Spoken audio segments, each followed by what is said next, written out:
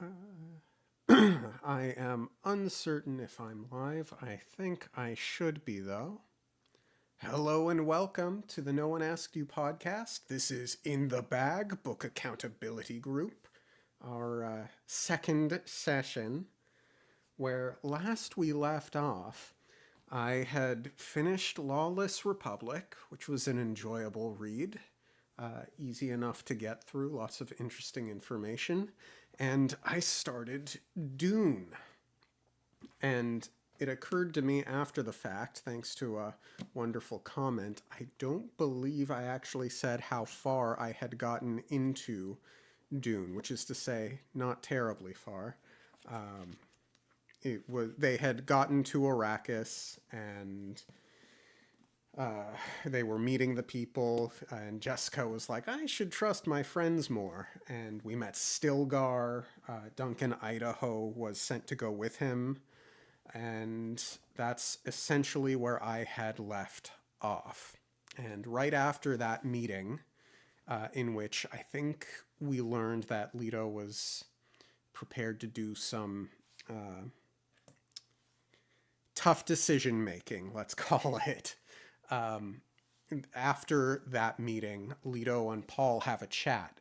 Now, last week I had compared Leto to Ned Stark, and this meeting seemed to highlight Leto as a propaganda master.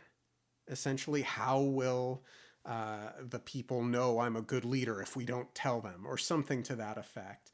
That strike me as a little dark, I guess you could say. So Leto is shaping up to be a darker leader than I would have anticipated. And he gives Leto a message to Paul to give to Jessica because he has to do this sort of roundabout. The Harkonnens' plan to have Hawait essentially be obsessed with this idea that Jessica's the spy.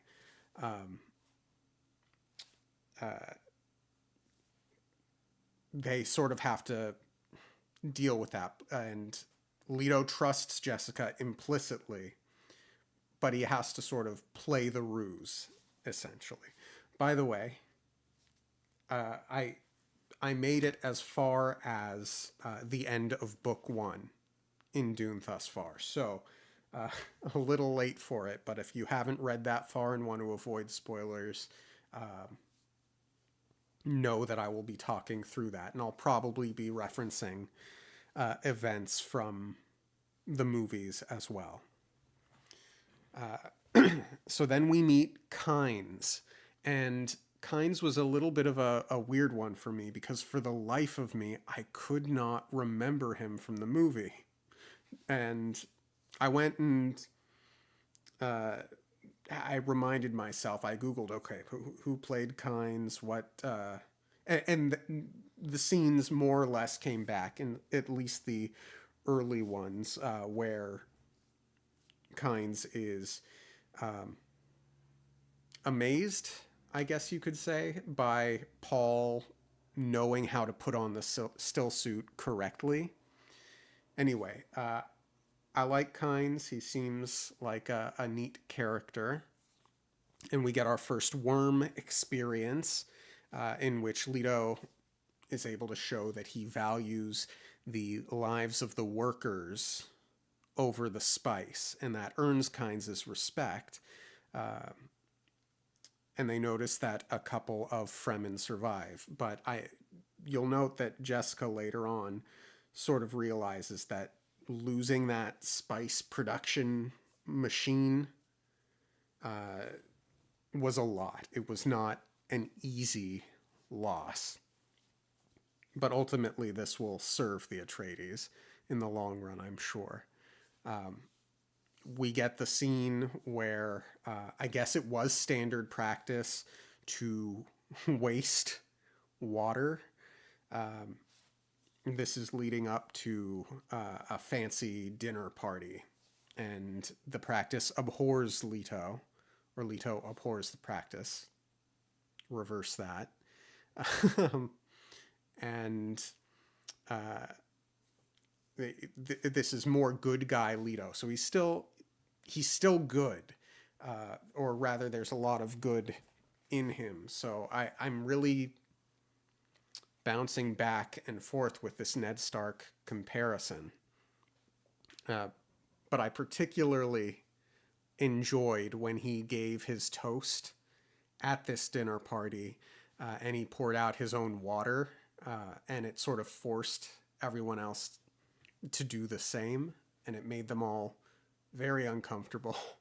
That was written really well.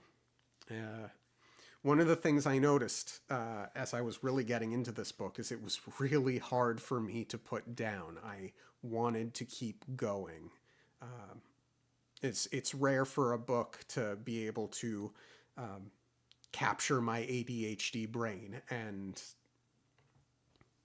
let me just stay for hours reading, but this book really did that, which is great. Um, Leto is melancholic a lot from throughout the rest of this part. He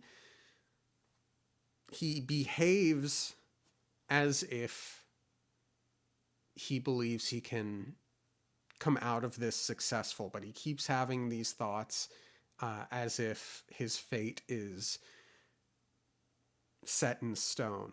And that's more of the tragedy of all of this. The political dinner had a lot of intrigue, a lot of interesting characters. The Harkonnen operative there was made a fool of, and that was enjoyable to see by both Paul and Jessica, I think. The Atreides win over Kynes when they promise to keep the garden from earlier in the book in trust for Arrakis. And there's a bit of talk. Uh, Kynes is sort of secretive about it, and I think, if I recall correctly, Paul tries to get some information out of Kynes about it, but it seems like he wants to build some sort of self-sustaining system on Arrakis, some terraforming, I guess, of some kind to make water more plentiful, which seems like an admirable goal to be certain. So Paul has a little bit of a date with him, the still suit manufacturer's daughter. And I don't think we ever get her name, or at least not yet. But at one point, she asks what drowning is. And I think, I could be wrong, but I think there was a scene in Dune Part 2 where Chani asked something to that effect. I don't remember the specifics. I haven't seen it since it was in theaters, but that did have me wondering if the lack of name for this character and that bit of meta knowledge, I wonder if she is Chani, and we'll get to know her more later. Duncan, Idaho. I wrote in my notes, drunken Idaho. I think I'm funny sometimes.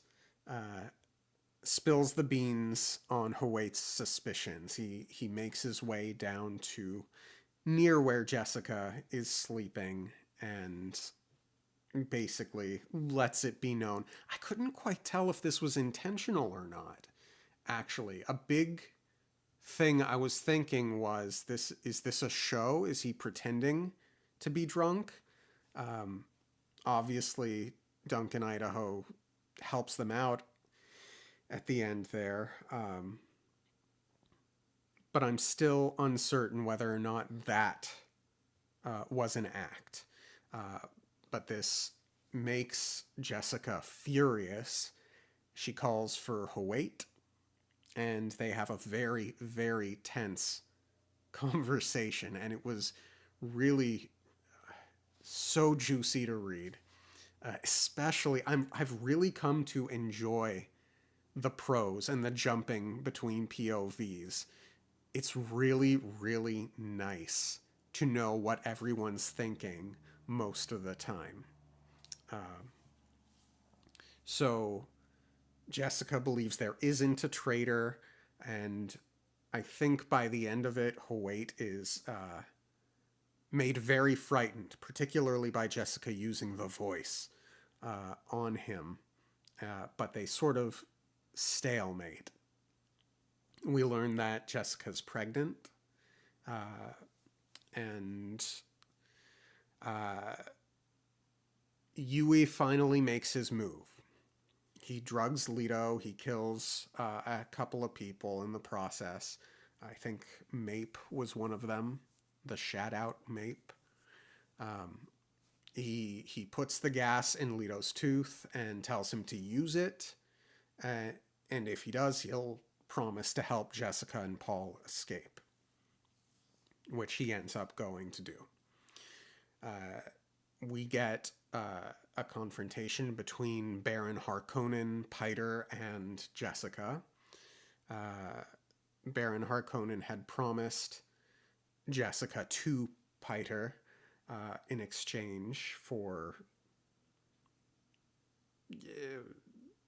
his part in whatever they're planning, I guess you could say. And then Harkonnen offers Piter a choice. You can have Jessica if you want, but you could also have Arrakis if you want. And interestingly, Piter chose Arrakis, and Harkonnen's a bit arrogant about it, presumes to know Piter better than he knows himself or something. Harkonnen's an excellent villain, very, very intimidating to read, and I'm enjoying as much as we are getting of him in the book so far. But I always have a fondness for these kinds of POVs. They're neat to read. And ultimately, he offers it to Piter. He expects Piter to fail or to not do well. He wants Piter to essentially be hated enough that, oh gosh, what's the name of the nephew character? Hold on. Feyd-Rautha in charge, and he wants Feyd-Rautha to be viewed as some sort of, I don't want to say savior, but, well, he wants him coming in with positive PR. Not a bad plan. So Paul and Jessica are being transported because Piter chose Arrakis instead of Jessica. So the two of them are going to go be left in the desert, and Paul uses the voice, and the two of them are able to defeat their captors. That chapter's left on a little bit of a cliffhanger. And let's see. Going through my notes, I've lost my place. Piter kills Yui, and obviously, it seems obvious that Yui's wife was dead, which I'm sure was devastating for him, but Yui sort of expected it. I don't like Yui that much. I feel bad for him, certainly, but, well, who likes a traitor, I suppose. But his last words to the Baron, I didn't write down those last words. Let me see if I can flip through and find it fairly quickly.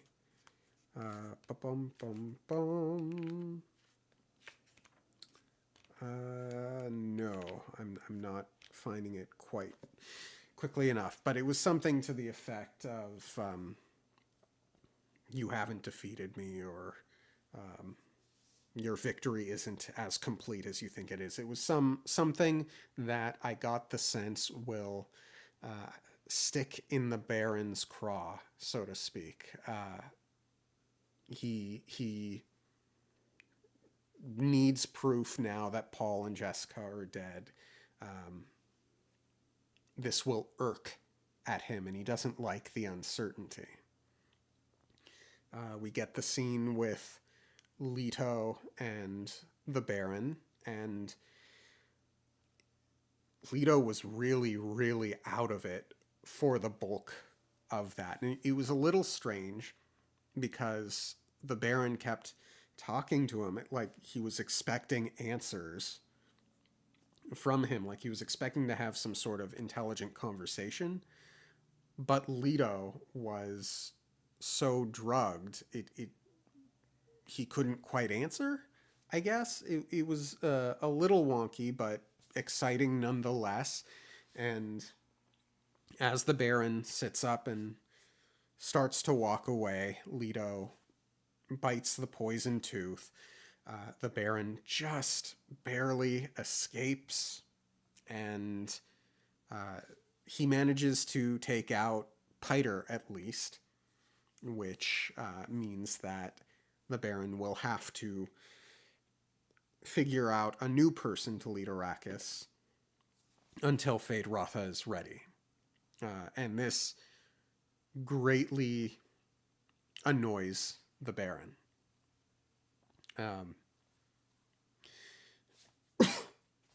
A Sardaukar soldier comes up and wants to see the proof that Leto is dead. And the interaction between the Sardaukar and the Baron was really interesting. There's clearly tension there. Despite the fact that the Baron and the Emperor are working together, they are very clearly not friends. The Baron hates looking weak. Again, this was tremendously enjoyable to watch, or read, rather. And I'm excited to see the nature of that relationship at future points in the book. Paul and Jessica are rescued by Duncan Idaho. And this next segment, the end of this part, was very sad. Jessica realizes that Paul's childhood is over, and Paul is wrestling with this. I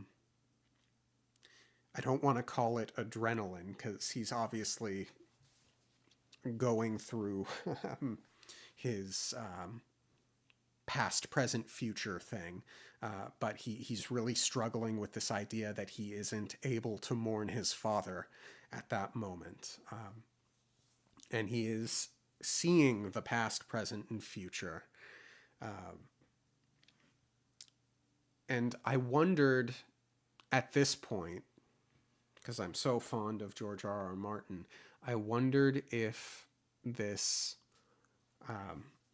approximates what we get out of Paul in this chapter. It approximates what Gurm is hoping to accomplish with Bran, because obviously the legacy of the Game of Thrones HBO series is what it is, and not without reason. But Bran sort of turned into an automaton when he became able to see the past, present, and future. Obviously, Gurm is inspired tremendously by Dune.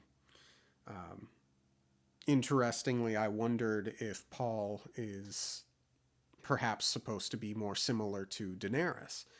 So, keeping an eye out for those connections, where those sources of inspiration might be. But it was a very powerfully written segment. The spice is addictive. That seems obvious. It's surprising to me a little bit that no one would have noticed. You have this drug, this extremely sought after drug that makes you smarter, makes you see better, makes you live longer. Why wouldn't that kind of thing be addictive? Nevertheless, that felt like a big revelation. I believe Jessica's parentage, her Harkonnen lineage, is revealed at this point as well. I think in Dune Part 2, that's revealed closer to the end of the movie, but that was revealed here. Again, exciting. And they determine to go to the Fremen. Paul considers his options. One of them was to join the, I forget what the organization is called, but the people in charge of space transportation who became mysteriously not human or something like that. He considers going with them, but he doesn't like that option. So they determine to set course for Fremen territory, if they can. And that's as far as I went. I didn't want to get too much farther in the book before talking about it, lest I lose too many details. I'm already feeling very confident that I've lost most of the details already. But to sum up, I'm enjoying it. I found it difficult to put down. I'm enjoying the prose and the story. Now, last week I also mentioned I had gotten the Aenid to read. Now, I read the introduction, so I haven't started the story quite yet, but I read the introduction. As you can see in the thumbnail, I got the Robert Fagel's Penguin Classics Deluxe Edition. I read the intro, and I found it a bit tough to get through. I'm uncertain if that's just because of my ADHD brain, or because I'm less familiar with the story of the Aenid and the characters and Virgil. But essentially the intro outlined a bit about Virgil's life and the politics at Rome, the Civil War, and the reign of Augustus, which influenced his art. It outlines several other works of Virgil's, like the Georgics, I think, was one. There's a brief summary of the story and various connections throughout the chapters, which, without having read the story yet, I found to be confusing. And then the intro ends with the Aenid's legacy throughout, well, from here, history. But anyway, yeah, it talks about how it influences Dante's Inferno and all kinds of things. There was an interesting thing in there that I noticed. In the intro, it was written with a very sort of matter-of-fact statement or perspective, this idea that Rome fell under Etruscan rule. And I found that interesting because, to my knowledge, that's a very disputed claim. I know that there were Etruscan kings, I think 2 of them. At least the last one was Tarquin. And I know that there are a lot of theories that it became an actual Etruscan city. I know it's been referred to as occupied by the Etruscans. But I also know that foreign kings and frequent movement of high-profile individuals were not uncommon at the time. One of my more modern history books that I read, and I'm still making my way through, The Beginnings of Rome by T.J. Cornell, if I'm understanding it correctly, it seems to be arguing heavily against the idea that Rome was an Etruscan city. So that was noteworthy. So I intend to continue. I'm excited to actually get into the story of the Aenid. But I mostly read that intro because I didn't want to get too much farther into Dune without talking about it. So this week, I will probably spend the bulk of my time focusing on Dune again. Let's see. Let's see.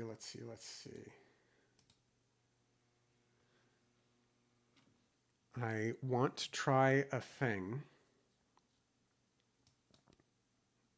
Okay, I believe I'm messing around with OBS. I don't usually use it to stream, but I uh, I talked last week about possibly trying to write a short story.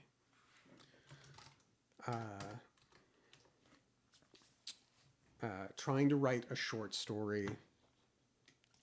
No, I'm going to move this here, I think, instead. About a speedrunner, and a lot of folks seemed to really like this idea. So I thought I would.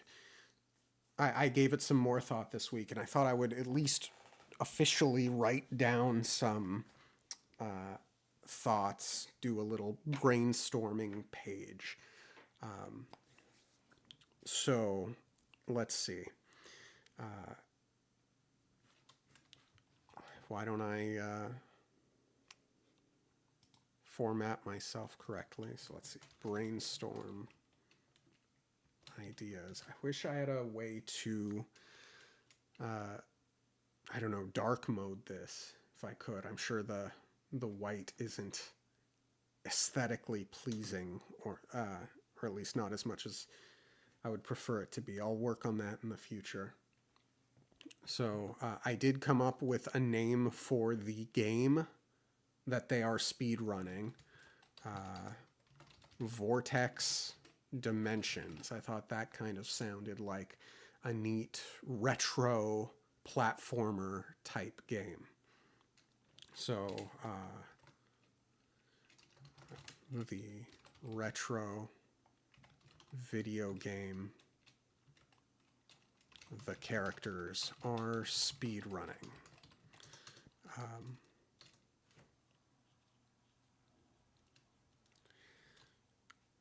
So a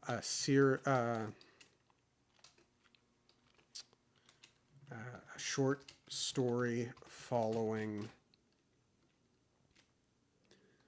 Let's see.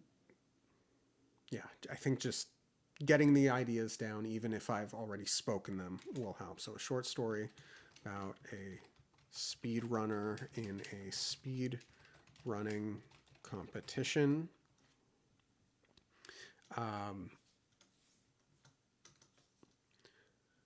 Last time we talked about the main character.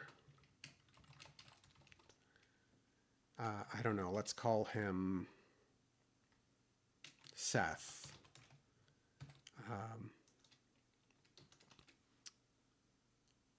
I had this idea of maybe him having to be financially invested in the competition, invested in winning the competition. And last week I had thrown out this idea of opening up the story on him mid speed run, about to set the world record, and he spills Mountain Dew or something. So I was thinking maybe something like he's about to set the world record, but spills something on the computer. So now he has to buy new equipment. This will prevent him from practicing for the competition.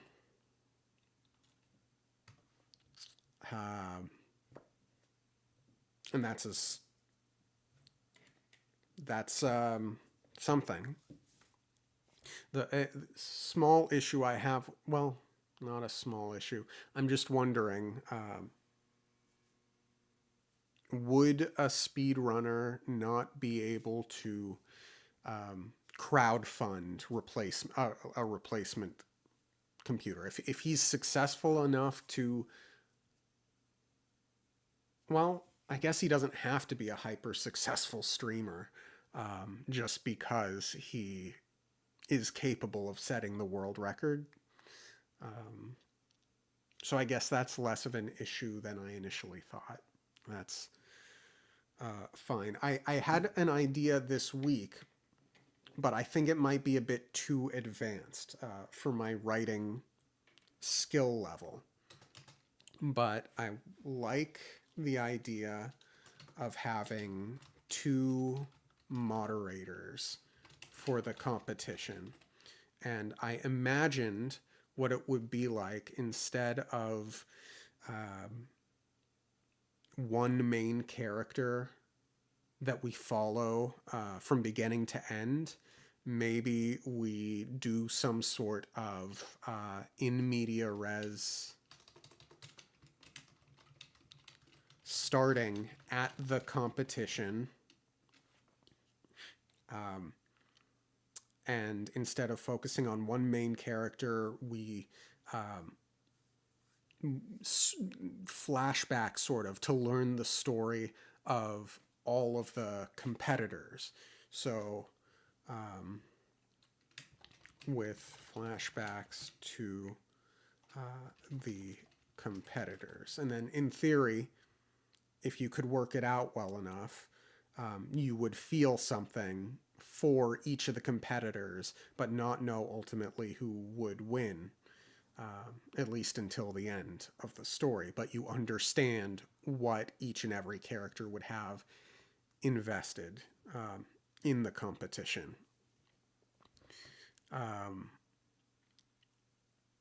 So I want to tinker around with that idea a bit more as well. And then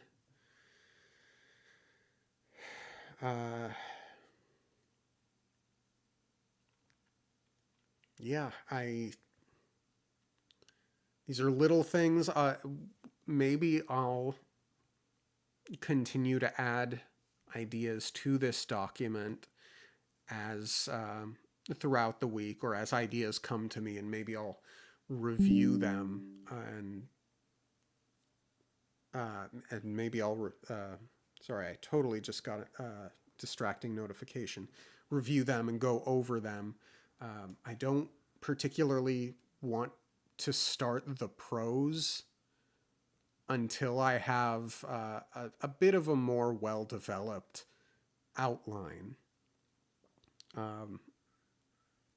If I can help it, because well, I don't know, but I'll keep thinking on this. I think that's pretty much everything I wanted to talk about today. So I'm going to get going. Thank you all for tuning in.